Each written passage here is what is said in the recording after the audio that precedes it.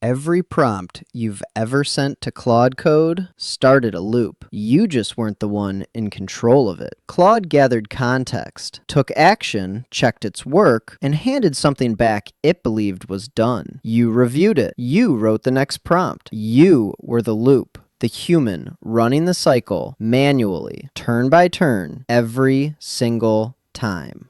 Anthropic published a post on June 30th, 2026 that changes that. It's called Getting Started with Loops, written by Delba de Oliveira and Michael Segner from the Claude Code team. And the concept buried in it will either sound obvious or completely reframe how you use this tool, depending on how you've been thinking about it. By the end of this video, you'll know exactly what a loop is and how the Claude Code team defines it, the 4 loop types, and which one is right for which task, what SKILL.md actually does inside a loop, and why it matters more than the prompt, and the one failure mode the docs mention politely that will eat your token budget if you ignore it. Start with the definition, because it's sharper than it sounds. The Claude Code team defines loops as agents repeating cycles of work until a stop condition is met. 2 parts, repeating cycles of work and a stop condition. That second part is the one nobody talks about. Every loop has to end somehow. Either Claude decides the task is done, or you define what done looks like before it starts, or a timer fires, or an external event triggers it. The stop condition is not an afterthought. It is the architecture. Get it wrong, and you don't get a failed loop. You get a loop that keeps running, burning tokens, and producing output nobody asked for. There are 4 loop types. Each one answers the same question differently. Who decides when to stop? The first is what you've been doing the whole time.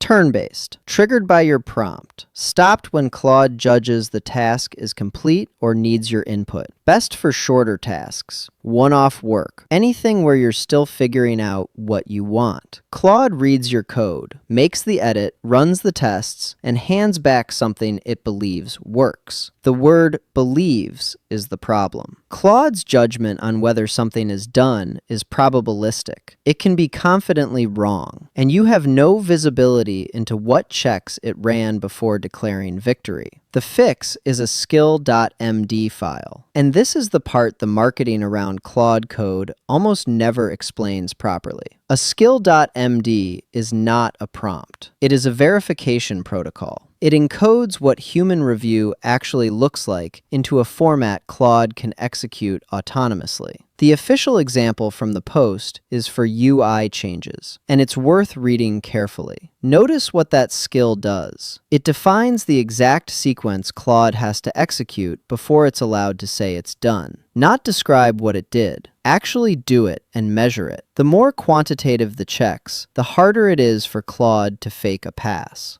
This is the difference between an agent that reports success and an agent that proves it. The second loop type is goal-based, and this is where Claude Code crossed into genuinely new territory. Triggered manually, stopped when the goal is achieved or a turn cap is hit. Best for tasks with verifiable exit criteria. The primitive is /goal. The way it works is important. When you define a success condition, Claude doesn't get to decide when it's good enough. Each time it tries to stop, an evaluator model runs your condition and sends it back to work if the condition isn't met. It keeps going until it passes or hits the cap you set. That one line contains 3 things: the task, the measurable success condition, and an explicit ceiling on how many attempts Claude gets. The turn cap is not optional. It's the safety valve. Without it, a goal-based loop on a hard problem runs until your credits run out. The docs are direct on what makes a goal condition work. Deterministic criteria, a lighthouse score, a number of tests passing, clearing a specific threshold. Fuzzy success conditions like make the UI look better hand the judgment back to Claude, which is what you were trying to avoid in the first place. The third is time-based. 2 primitives, /loop and /schedule. triggered on an interval, stopped when you cancel it or the underlying work resolves, the PR merges, the queue empties. Slash loop runs on your machine. Turn off the computer, the loop stops. Slash schedule moves it to the cloud, which means it runs while you sleep, while you're in meetings, while you're not watching.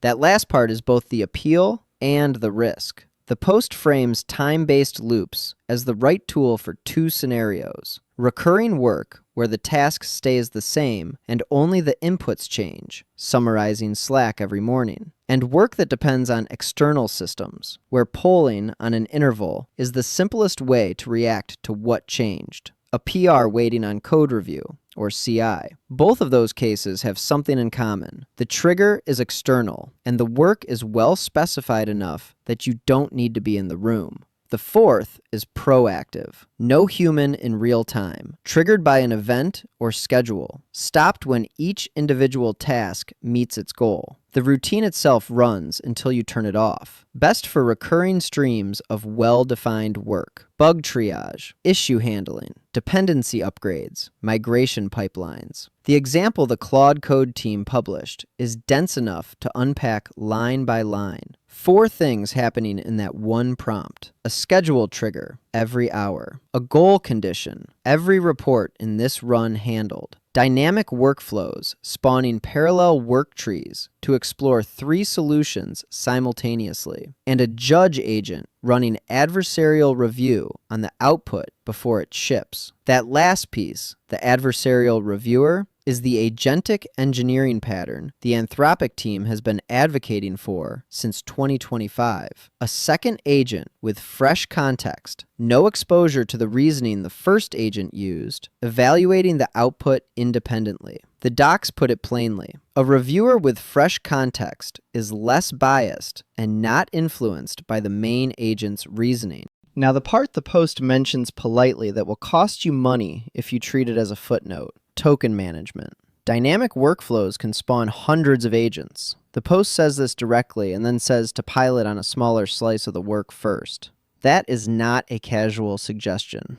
It is the voice of experience. An agent swarm that works at 10 tasks will not linearly scale to 500 tasks without exploding the budget and the error rate along with it. The slash usage command breaks down recent spend by skills, subagents, and MCPs. Slash goal, with no arguments, shows current turn count and token usage mid-run. Slash workflows shows each agent's token usage and lets you kill a runaway agent before it finishes spending. These are not power user features. They are the controls you run with your hand on at all times when proactive loops are active. The other management pattern the docs recommend is using cheaper models for the grunt work and saving the capable model for judgment calls. A proactive loop that runs every hour on incoming bug reports does not need Opus evaluating every ticket. It needs a fast model, triaging, and a capable model, reviewing the fix. Matching model to task is the variable that separates a loop with a sensible operating cost from one that charges like a nightclub.